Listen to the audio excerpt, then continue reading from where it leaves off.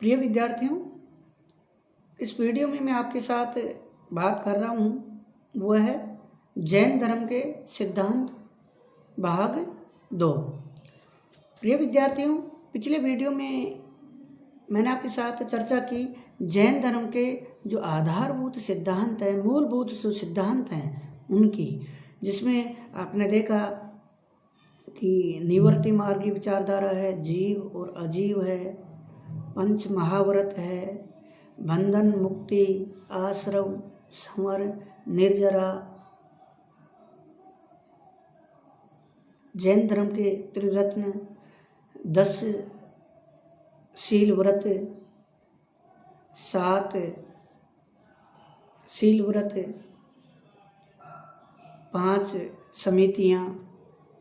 अब मैं इस वीडियो में आपके सामने बात करूँगा आगे के जैन धर्म के सिद्धांतों की, जिसमें सबसे प्रमुख जो जैन धर्म का सिद्धांत है वह अनेकांतवाद का सिद्धांत है। इसको अनेकांतवाद का सिद्धांत के नाम से भी जाना जाता है, शाहदवाद के सिद्धांत के नाम से भी जाना जाता है, इसको ज्ञान की सापेक्षता का सिद्धांत के नाम से भी जाना जाता है, ज्ञान का सप्तभंगी न्याय का सिद्धांत के नाम से भी जाना जाता है। और ये जैन धर्म के सिद्धांतों का एक मूलभूत सिद्धांत है।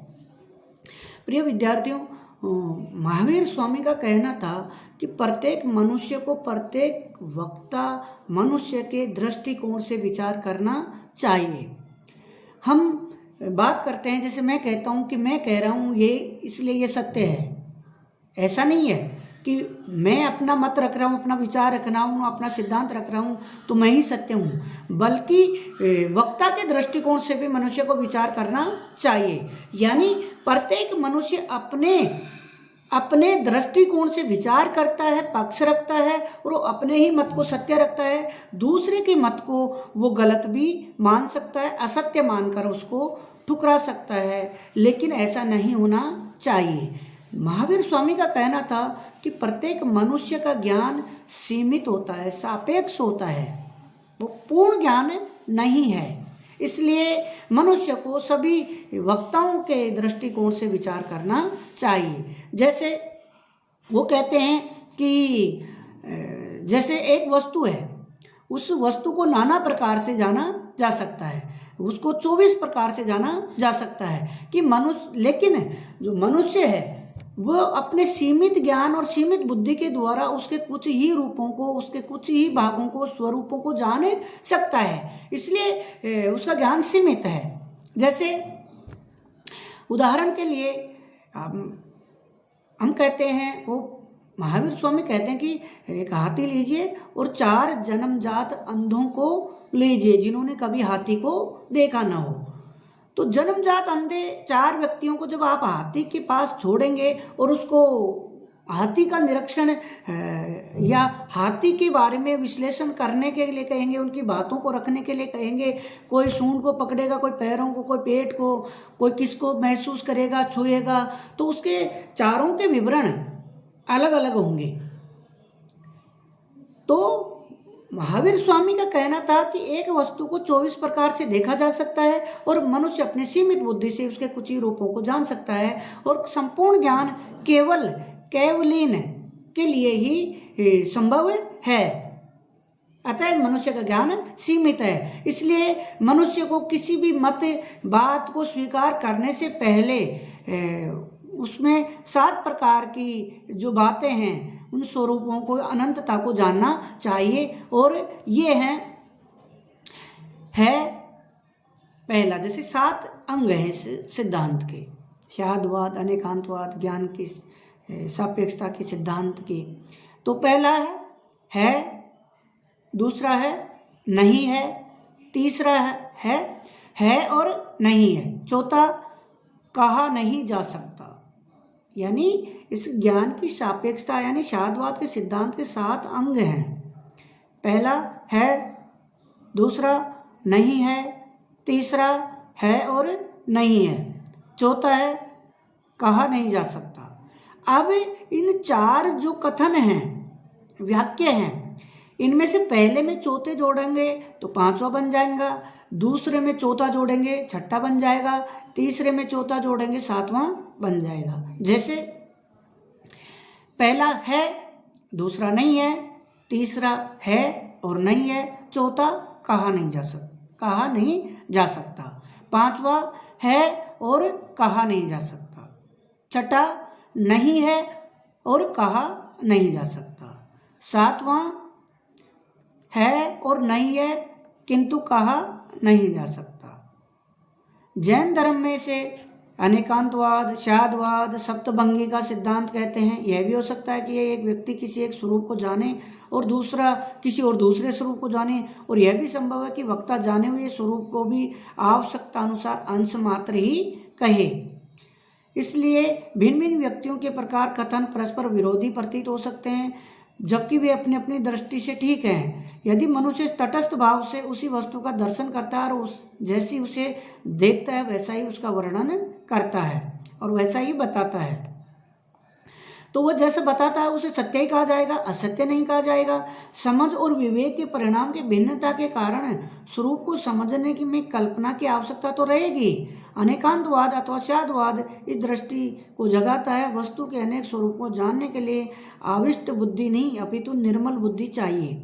प्रिय विद्यार्थियों, जो शादवाद का सिद्धांत है वो इतना महत्वपूर्ण सिद्धांत है कि विश्व को एक महत्वपूर्ण देन है जैन धर्म की, कि इस सिद्धांत को अपना लिया जाए तो दुनिया में जितनी भी बड़ी बड़ी समस्याएं हैं, जैसे आतंकवाद, जातिवाद, संप्रदायवाद, क्षेत्रवाद, नक्सलवाद, जातिवाद, रंग भेदवाद, है ना, तो इन सारी समस्याओं से छुटकारा पाया जा सकता है। शर्त यह है कि मनुष्य को सभी के दृष्टिकोण से विचार करना चाहिए।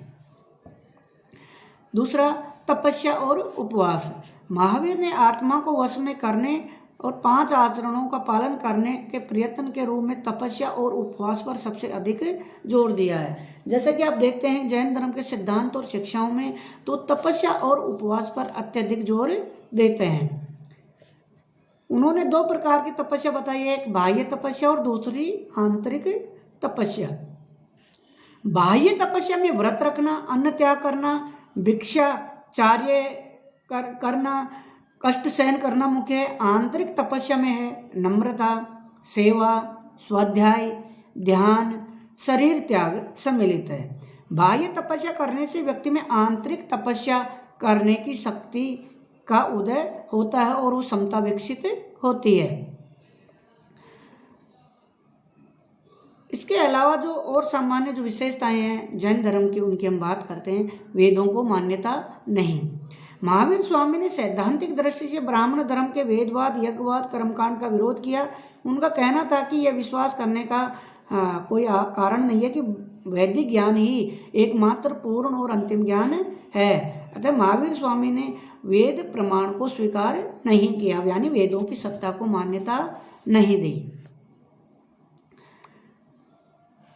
दूसरा, ईश्वर संबंधी विचार। जैन धर्म का ईश्वर के अस्तित्व में विश्वास था या नहीं, उसको लेकर पहले तो मतभेद था, परंतु अब यह निश्चित हो गया कि जैन धर्म ईश्वर के अस्तित्व में विश्वास नहीं करता। वह ईश्वर को इस सृष्टि का निर्माता नहीं मानता। उसके अनुसार संसार वास्तविक है और इसका कभी भी पूर्णतः विनाश नहीं होता है। संसार 6 द्रव्यों का समुदाय है और ये द्रव्य हैं जीव, पुद्गल, धर्म, अधर्म, आकाश और काल। ये सभी द्रव्य शाश्वत हैं, नित्य हैं और अनश्वर हैं। अतः यह सृष्टि भी अनादि और अनंत है, जिसका कभी भी विनाश या नाश नहीं होता। तीसरा, आत्मवाद का सिद्धांत। ईश्वर के अस्तित्व में विश्वास न रखते हुए भी जैन धर्म में अनात्मवादी नहीं है, यानी महावीर स्वामी आत्मा की सत्ता में विश्वास करते थे। यहाँ तक कि जैन धर्म केवल मनुष्य की आत्मा के संदर्भ में ही नहीं मानता कि आत्मा है, बल्कि जैन धर्म में मानता है कि सृष्टि के कण कण में आत्मा की सत्ता का निवास है। अनेकात्मवादी धर्म है और यही कारण है कि उन्होंने इन जीव और आत्मा की हिंसा नहीं हो, कष्ट नहीं हो, इसलिए उन्होंने कृषि करने पर जोर नहीं दिया और कृषि करने से इनकार कर दिया और व्यापार करने की सलाह देते हैं। चौथा, पुनर्जन्म और कर्मवाद।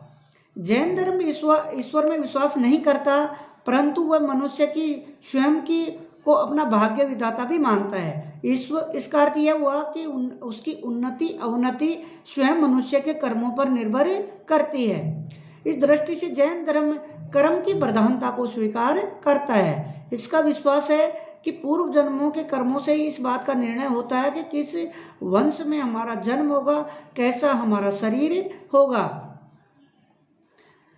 क्योंकि अपने सांसारिक और आध्यात्मिक जीवन में मनुष्य जो भी कर्म करता है उसके लिए वो स्वयं उत्तरदायी होता है। मनुष्य के समस्त सुख दुख का कारण उसके अपने कर्म ही हैं। मनुष्य के कर्मों के कारण पैदा होने वाले सांसारिक वासना के बंधनों में आत्मा बार बार आवागमन का चक्र चलता रहता है और जन्म मरण चलता रहता है, किंतु किए हुए कर्मों का फल भोगे बिना जीव को छुटकारा पाना संभव नहीं है। इस प्रकार कर्म ही पुनर्जन्म का कारण है। इसलिए महावीर स्वामी का कथन है कि यदि विषय वासनाओं पर विजय प्राप्त कर ली जाए तो कर्मों के बंधन नष्ट हो सकेंगे और कर्म फल से विमुक्ति ही निर्वाण प्राप्ति का साधन है। उनका उपदेश था, मनुष्य अपने पूर्व जन्म के कर्म फल का नाश करे और इस जन्म में किसी प्रकार का कर्म फलों का संग्रह न करे। ऐसा करने से मनुष्य को जन्म मरण के चक्र से छुटकारा प्राप्त हो जाएगा। छठा, सामाजिक समानता।